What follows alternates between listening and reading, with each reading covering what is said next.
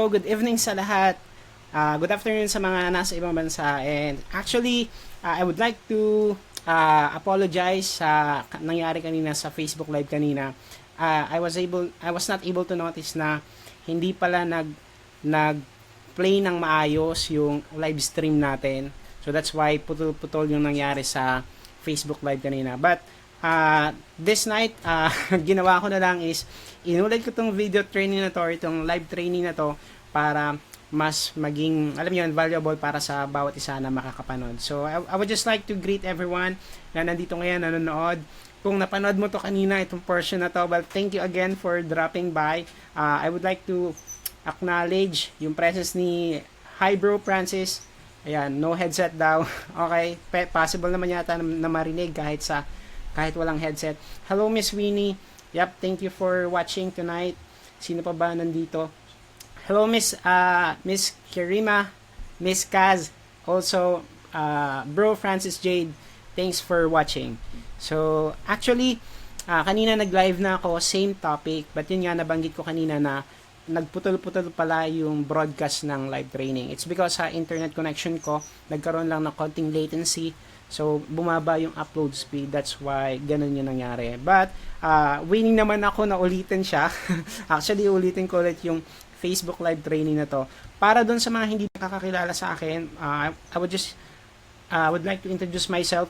I'm Jiber Speto and I'm doing this business for about a year and few months. And so far, ito na yung full-time business na ginagawa ko ngayon. Dati ako nasa call center. I'm a senior specialist doon. And then, ginagawa ko itong business na ito noon as part-time. And then, nung nagkaroon ng chance na kumita ako ng maayos, na yung income ko sa business ko noon is naging equivalent na sa kinikita ko sa trabaho ko as a call center specialist. Then, doon ako nag-decide na mag-resign sa trabaho. And, yung i-discuss or magiging topic ko ngayong gabi ay isa sa mga napaka-importanteng bagay na dapat na ikinukonsider ng bawat isa sa atin na nagninegosyo. Let's say if you're doing front row business, you are in the perfect place ngayong gabi. Sobrang importante at sobrang halaga ng pag-uusapan natin ngayon sa FB live training na to. But before I proceed with the topic, sobrang gaganda ng topic na to.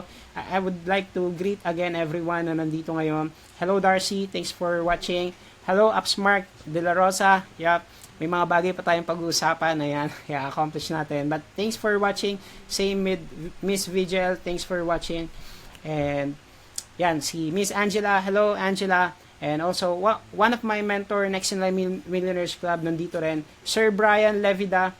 Congratulations. This week would be a great week for us. I claim na yan. Yep. And ayun. So, I'll be go straight na with our topic for tonight. So again, ang isa sa mga pinaka main topic ko ngayong gabi is yung about sa goal. Kung ano yung goals at kung ano yung importance ng goal. And my objectives ngayong gabi ay ito. Ang aking layunin sa bawat isa na nanonood nyon is number 1 is para maging malinaw sa inyo yung kahalagahan ng goals or para maging malinaw sa bawat isa sa atin. Bakit nga ba kailangan mag-set ng goals? Bakit kailangan meron ito? Hindi ba pwedeng gawin na lang ang business? Kahit ba walang goals, okay lang? So, ito yung gusto kong bigyan ng clarity sa bawat isa ngayong gabi. And at the same time, I would also like to let you know kung bakit marami sa mga nagninegosyo ng ganito ang nagfi-fail. Bakit marami humihinto? Bakit marami hindi nakukuha yung dreams nila? Kung bakit marami sa mga nasa ganitong klase ng negosyo ang tumitigil na lamang and it end up na hindi nila na nakuha yung mga gusto nila. So sabi nga matalino ka kapag natuto ka sa kamalian mo or experience mo, pero mas matalino ka kapag natuto ka sa kamalian or experience ng iba. Tama? So ayan yung pag-uusapan natin ngayon.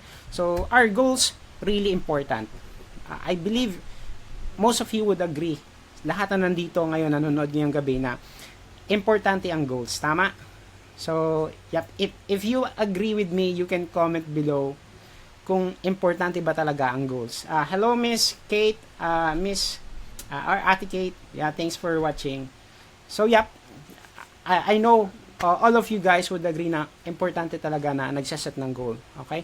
So, ngayon, bibigay ko sa inyong 4 important ng pagsiset ng goal or pagkakaroon ng goal sa business natin. So, number one, importance of goal.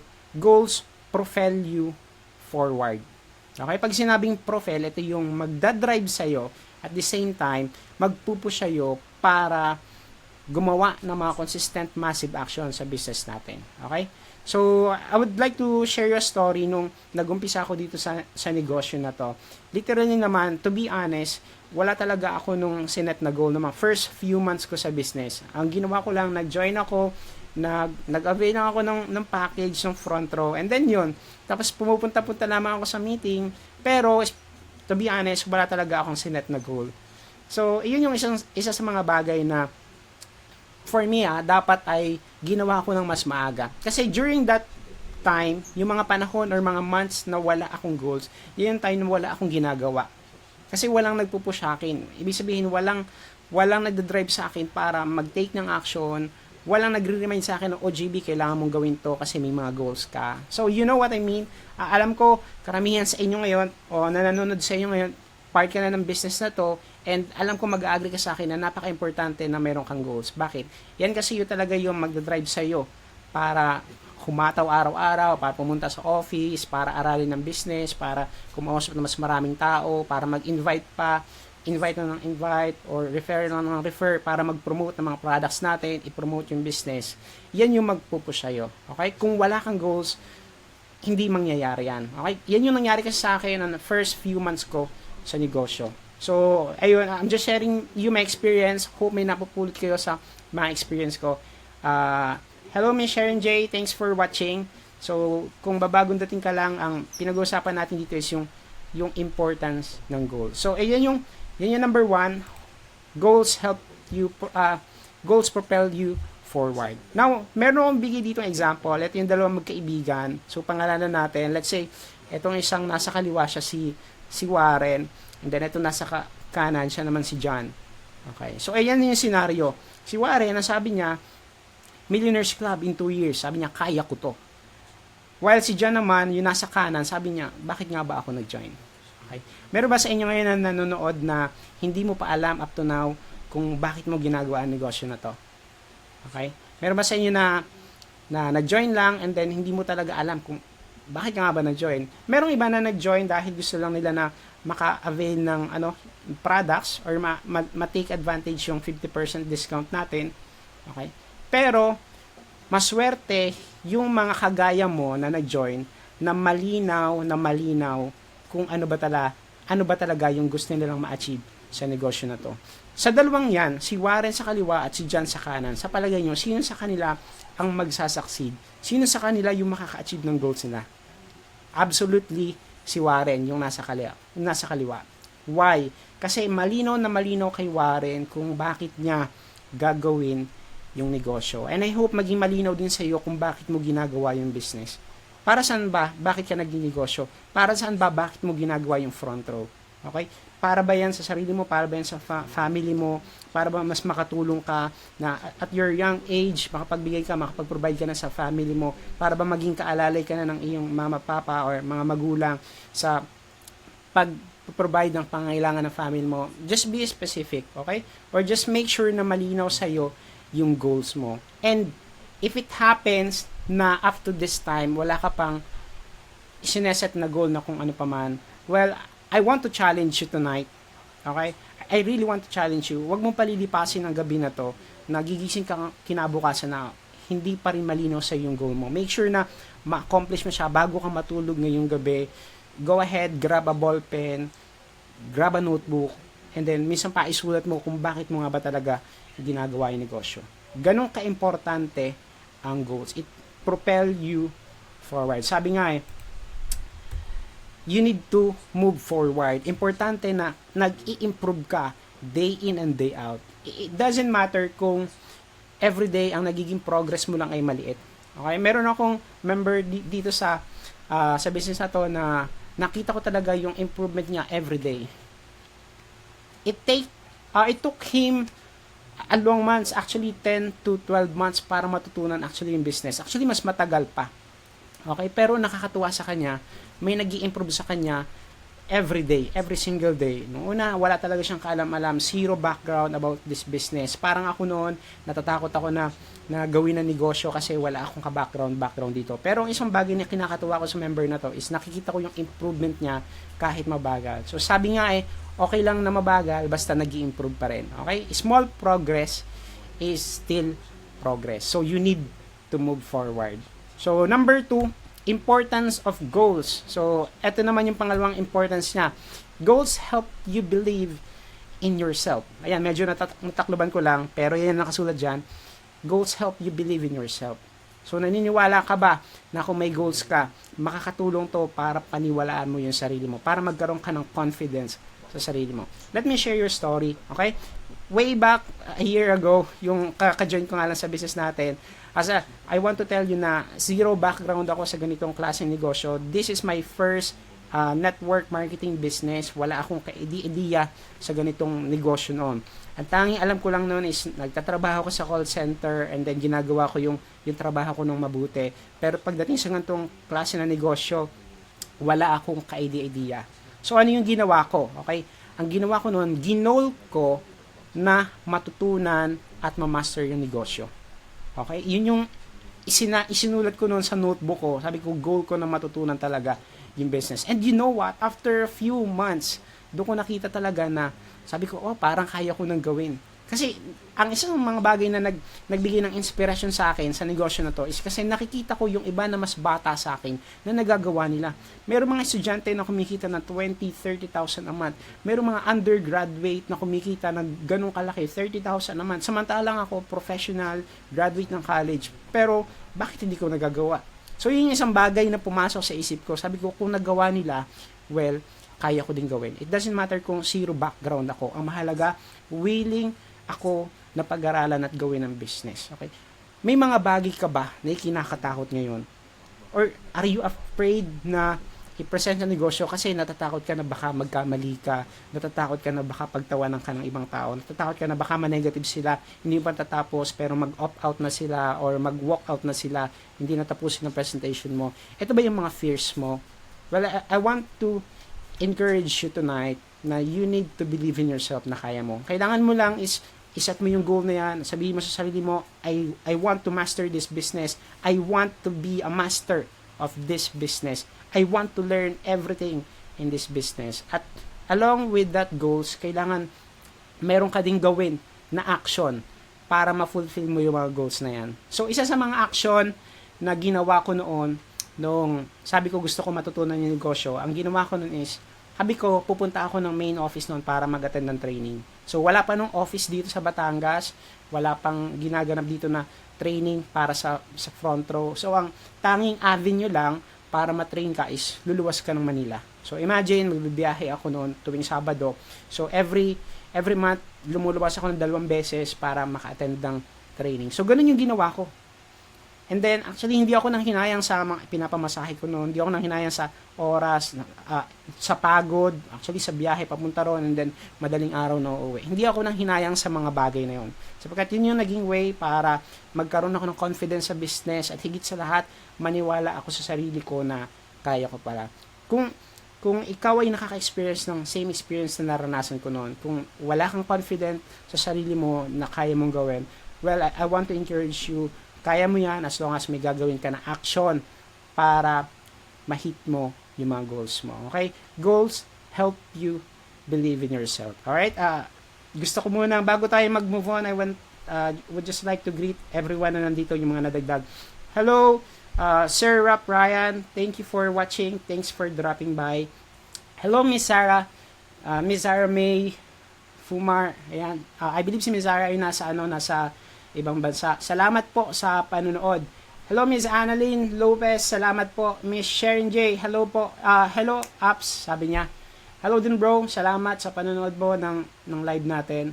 So, yan. Kung meron kayo mga question na may isip habang pinapanood nyo itong video training natin na to, so you can go ahead and i-comment nyo lang dyan sa baba. Babalikan ko and then gagawin ko lahat. I will try my best para masagot yan lahat. Okay, so nasa number 2 pa lamang tayo ng ating importance of goal. Hello, Lenry, hello Sir Lenry, congratulations sa team niyo dyan sa Batangas. If I'm not mistaken, kay Ma'am Joy ikaw, no? Kay Apps Joy natin. So, yun. Salamat sa panonood. So, proceed na tayo sa number 3, importance ng goal. Ano pa ba? Importance of goal. Actually, before that, sabi ko dito, you need to believe in yourself first before others can believe you. That's very true. Absolutely 100% true. Kailangan mo nang paniwalaan or kailangan mo nang maniwala sa sarili mo bago mo makumbinsi ang iba or bago maniwala ang iba. Hindi mo makukonvince yung iba na tingnan yung kagandahan ng business natin, gawin yung business natin kung yung mismong sarili mo ay doubtful, kung ikaw mismo ay nagdududa. So, it must be, it really a must na maniwala ka sa sarili mo, paniwalaan mo ang business, paniwalaan mo yung ginagawa mo so that other people can believe you as well. Okay? So, number 3, importance ng goals natin. So, goals hold you accountable for failure. Okay, so, dito may share akong story sa inyo. I believe 2 weeks ago, meron nag-message sa akin na sabi niya, Sir JB, bakit kailangan nyo pa na ipaskill sa Facebook yung mga goals nyo? Bakit kailangan pa na binobroadcast nyo or pinapakita nyo sa iba na ito gusto nyo makuha, ito yung mga goals ninyo? Okay? Actually, nagtataka siya bakit daw tayong mga networker or network marketer ay kailangan pa na mag-post ng mga ganun sa Facebook. Ano yung sagot nyo doon? Actually, ibinalik ko sa kanya yung tanong. Tinanong ko siya, sabi, okay sir, matanong ko lang, nagtatrabaho na po ba kayo? Sabi niya, yes, nagtatrabaho na ako. Sabi ko, ilang taon na po kayo nagtatrabaho? Sabi niya, 3 years na ako nagtatrabaho. And then, ito yung last question ko sa kanya. Ano po yung goal nyo sa trabaho nyo? And you know what? Wala siyang nasagot. Actually, wala talaga siyang nai-reply. It basically means na wala siyang goal. Meaning, wala talaga siyang ginugol. Imagine nagtatrabaho na siya ng 3 taon sa work niya. 3 taon niya nung in-spend niya sa pagtatrabaho. Pero knowing na wala pa rin pala siyang goal. Meaning wala siyang fino-foresee, wala siyang nilulook forward. Natatandaan niyo kung yung mga nakapag-work na dito. Merong sa interview, 'di ba? Interview part na tatanungin ka ng interviewer na ano yung nakikita mo sa sarili mo 5 years from now or how do you see yourself 5 years from now. So, kung ikaw applicant, isasabihin mo, 5 years from now, gusto kong maging gusto ma-promote ako as supervisor or ma-promote ako as manager. 'Di ba? Meron ganoon. Pero etong tao na to na nagtanong sa akin, wala siyang ginugol. Meaning, ang ginagawa nilang araw-araw is gigising, babangon, pupunta ng trabaho, okay? Just to survive the day. And then, paulit-ulit ng 3 years. Ikaw at ako ay importante na magkaroon ng goals. Bakit? Kasi, importante na mayroon tayong nilulook forward. At importante rin na yung goals natin ay alam ng iba. Okay? Dapat maraming nakakaalam niyan. So make sure kung meron kang goals, dapat alam niya ni upline mo, alam niya ni mentor mo, alam niya ni crossline mo. Let everybody knows your goal. Okay? Hayaan mo na maraming makakaalam. Hayaan mo na maraming nakakakita. Dito sa bahay namin, or dito sa studio, yung goals ko, actually, pinapaprint ko siya, tapos pinapaskill ko siya sa iba't ibang party ng studio namin, ng bahay. So, para every time na gigising ako, may nakikita ko yung goals ko, nakikita ko yung gusto ko ma-achieve. Tapos, kahit saan ako pumunta, nakikita ko siya. And then, marami nakakaalam. Sinasabi ko sa mentor ko kung yung goal ko, sinasabi ko sa mga members ko, sinasabi ko sa mga leader, ayun, sinasabi ko sa aking family kung ano yung goals ko. Bakit? Kasi kapag marami ang nakakaalam, mas magiging accountable ka sa goal mo niya. Pag sinabing accountable, mas magiging responsible ka. Meaning, mas magkukumit ka, mas gagawa ka ng action para ma-achieve mo yung goal mo na yan. Okay, bakit? Kasi marami ang mag-aabang sa'yo. Okay? I believe, isa sa mga mas-share ko sa inyo is yung aking kuya, si Papa Joe. First 6 months niya sa front row business, he was able to buy his own car. It's a Hyundai Accent, black Hyundai Accent. So, nung nag-uumpisa siya, sinabi niya talaga sa mga members, sa mga upline natin, na sabi, ito yung gusto kong kotse, by this time, maglalabas ako ng kotse. At alam mo, nakakagulat, pagpatak ng 6 months talaga, grabe, nalabas niya yung first car niya. Okay? Ganon, even ako talagang nagulat. Sabi ko, possible pala talaga. At alam mo, mas lalo siya napapahataw, mas lalo siyang ginaganahan kapag marami yung nag-aabang. Marami sa mga kabarkada niya nag-aabang na, o Joe, nasa na ba yung kotse mo? Hindi pa mga ganon. If you're experiencing the same thing, halimbawa nag-broadcast ka ng goal mo sa Facebook, meron ka mga kaibigan na magsasabi, oh, akala ko ba ganito, akala ko ba July 2017 magpapalit ka na ng cellphone, oh, akala ko ba by 2017, ayan, makukuha mo na yan, pa-post ka pa, okay? Pero ikaw naman, syempre, alam mo na kapag yung goal mo, sinabi mo sa iba, alam mo na mas hahataw ka, alam mo na mas kailangan mong maging totoo sa mga pinopost mo na goal. Kasi ganito yan, kapag hindi mo pinaalam yung goal mo sa iba, chances are, baka hindi ganun kahataw yung gawin mo. Example, sabihin mo na sa sarili mo, ay, by the end of 2017, gusto ko na malabas first car ko. Okay? Kung ikaw lang nakakaalam niyan, halimbawa, dumating na November 2017, and then December 2017, tapos hindi mo na nakuha. Okay? Sabihin mo, ay, okay lang, ako lang naman ang nakakaalam. Wala namang mag-check sa akin. So, di ba? Iba pa rin kapag merong tao, merong upline na nag-check kung talaga bang gumagawa ka, kung talaga bang ginagawa mo lahat para sa goal mo. Okay? So, make sure na meron kang goal, make sure na maraming makakaalam, make sure na alam yan ng karamihan. So, sabi ko dito, let everyone knows your goal. If you succeed, set bigger goals. But if you failed, be accountable. Okay? Kapag nag-succeed ka sa goal mo, alam mo, napakasarap ng pakiramdam, napakasarap na masabi na ito yung goal ko, nakuha ko, na-achieve ko, tamang-tama. Halimbawa, sabi mo, by 2017, ayan, makuha mo first million mo, or 2017, mahit mo Rising Star Award mo, ayan. And then, nagawa mo nga, alam mo, napakasarap ng pakiramdam na yon. After mo ma-achieve yung goal mo, make sure mag-set ka ng mas malaking goal. Okay? Pero what if naman hindi mo siya nagawa? What if hindi mo na-achieve yung goal mo sa timeline na sinet mo? Okay lang yon. At least you're being accountable with your goal. So, ang gawin mo, mag-adjust ka, isipin mo bakit mo hindi na-hit yung goals, bakit hindi mo siya na-achieve, ano naging problema, okay? Or ano yung mga kailangan mong bagay na i-adjust para the next time na mag-set ka ng goal, ma-achieve mo na siya. Okay? So, yun. Let everyone knows your goal. If you succeed, set bigger goal. If you failed, be accountable. And then, mag-proceed na tayo sa last natin. Hello, bro Frank.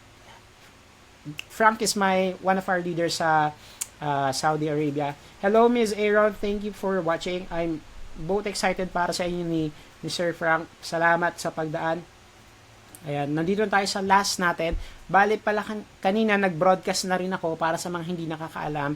Same topic. However, kanina nagkaroon lang talaga ng problema. Okay? Yung ating broadcast ay nagkakaroon ng latency kaya nagpuputol-putol. That's why I choose na ulitin na lang to para kapag naging recorded live, so yung mga makakapanood na to ay kompleto yung makukuha nila na idea. Okay? So, number 4, last, importance of goal.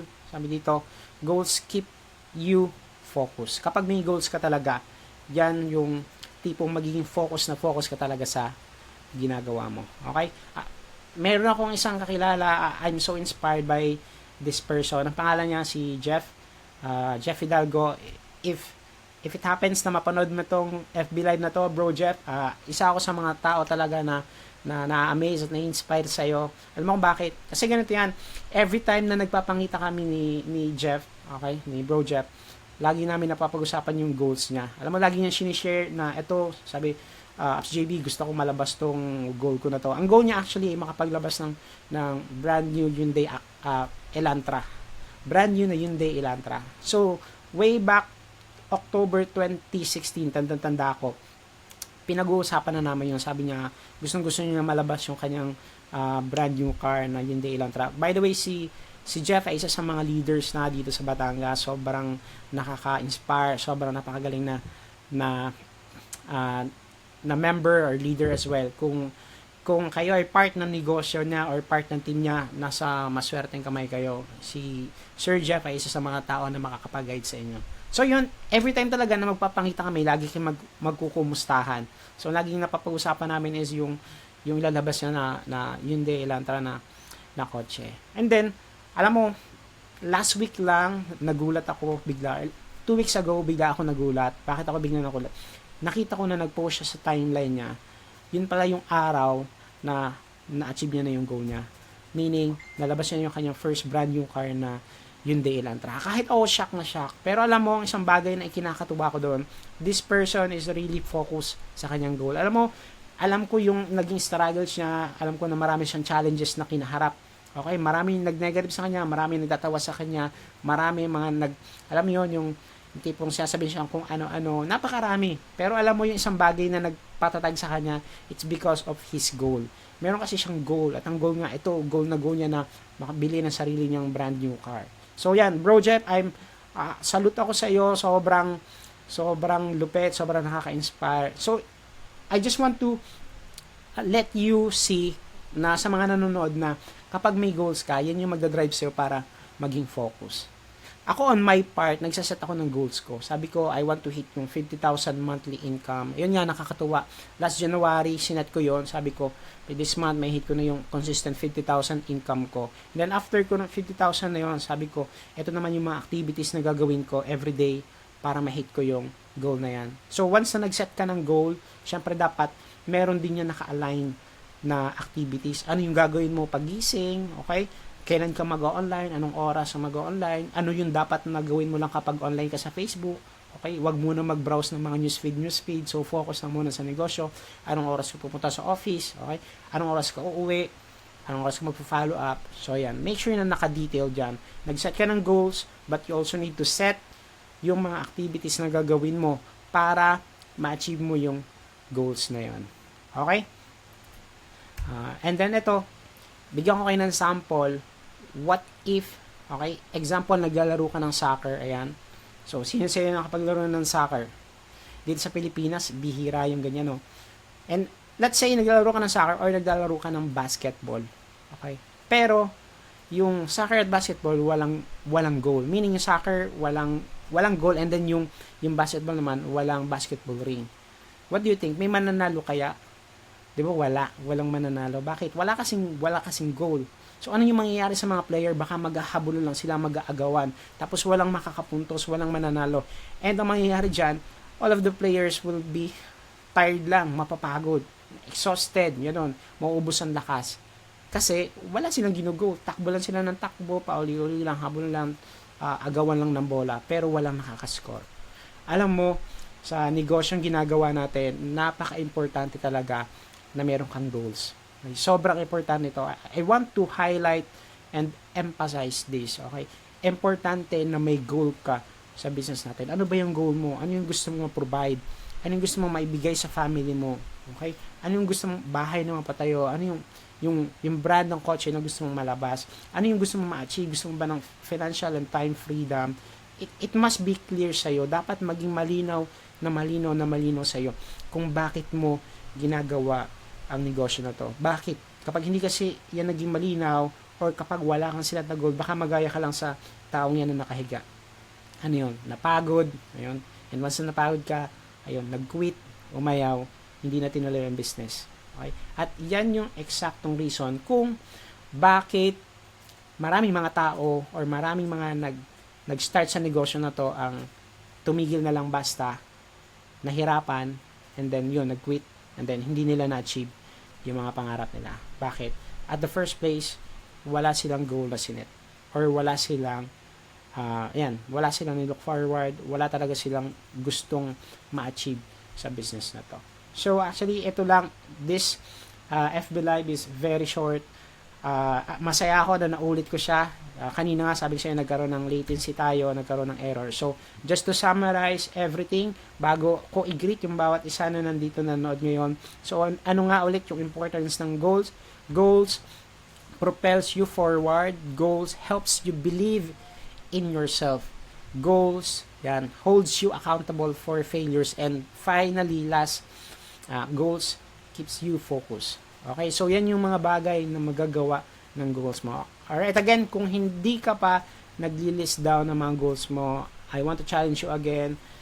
Make sure na bago ka matulog ngayong gabi, okay, or bago matapos ang araw na to, mailista mo na mabuti kung ano yung mga gusto mo ma-achieve sa business na to. Okay? Hindi ko alam yan, pero make sure na yung mga bagay na yan yung magmo-motivate sa'yo. Kasi alam mo, itong negosyo natin ay hindi madali. Ito talaga ay mahirap. Pero alam mo yung sa lahat ng mahirap, itong business natin na to yung pinakamadali. So, ang kakailanganin mo na lang ay mag-list down ng mga goals mo para pag dumating yung time na talagang nahirapan ka, magkaroon ka ng matinding challenges sa business, pero once na makita mo pa lang yung goal mo, mabasa mo pa lang yung goal mo, mamomotivate ka na ulit. Okay, yung tipong mapupush ka na ulit, madadrive ka na ulit na gumawa kahit pa sobrang naging napakalaki or napakatindi ng challenges na pinagdaanan mo. Hayaan mo na yung goals nyo na yan na mag-drive sa'yo para gawin or mag-exert ng consistent, massive action para sa business natin. And alam mo, yung taong mga nagte-take ng action, sila yung mga taong nakakakuha ng resulta. Okay? I hope may natutunan kayo sa ating Facebook Live. Ayun, gusto ko mag-mention ng mga tao na nakapanood ng live natin. Thank you, Abs. Yes, welcome Angela. Salamat din. Hello, Ma'am Medita. Karig, si Ma'am Medita, I believe yung na-meet ko sa Sampaloc last time. Yung nag-deliver po ako ng, kayo po yung mama ni Miss Melody. Ayan, natatandaan ko na. So, ayan, salamat po sa panood, sa pag-drop by dito. Ayun, thanks Bro Frank sa panonood. Same with Miss Aaron. Kung may question kayo, pwede kayo mag-post ng question nyo sa baba habang nag-greetings ako. And then, pagbalik ko, I would try to answer those questions. So, yan. Sa mga nakapanood ngayong gabi, thank you, Bro, Ryan, Ma'am Bijel, ayun, kay Miss Sarah, Miss Annalyn. I believe wala na. So, ayan. This FB Live training pala ay mangyayari is every week magkakaroon ako ng like 3 times na Facebook Live na nandito sa wall ko. And ang isa lang po yung aking goal talaga dito is makapag-educate, makatulong sa bawat isa, lalo na sa mga members na ginagawa ang business na to na crossline man or kagrupo ko mga members man. So isa lang po talaga yung goal ko dito, it's makapag-impart ng value, makapag-impart ng inspiration, maka-encourage, maka-motivate sa bawat isa na makakapanood. And if it happens na may nanonood ngayon dito na hindi pa kayo part ng front row, I want you to reach out sa pinakamalapit mong kaibigan, pinakamalapit mong kamag-anak. Ask them about front row business. Okay? Dito talaga sa negosyo na to, talagang kitang-kita mo na yung resulta. We already have 100 plus millionaires as of today. So, ganun na yung ginagawa ng front row na to. Ganun na siya. Bumabago talaga ng buhay. And, ayun. Kung meron kayong mga question, yeah, you can post it here. Pero kung wala na, I'll be ending this live in a few minutes. Again, thank you so much sa mga nakapanood. I really appreciate that. And, ayun, abangan nyo na lang yung mga susunod pa na FB Live training. I hope, again, this video serves you. May mga natutunan kayo na may apply nyo sa negosyong ginagawa natin. So, ayun lang. Wala na akong sasabihin pa. And thank you so much again. God bless everyone. Ayun, see you on the next video. Ayun, be unstoppable. We will dominate. We will conquer. We are the conquistador. Bye-bye for now.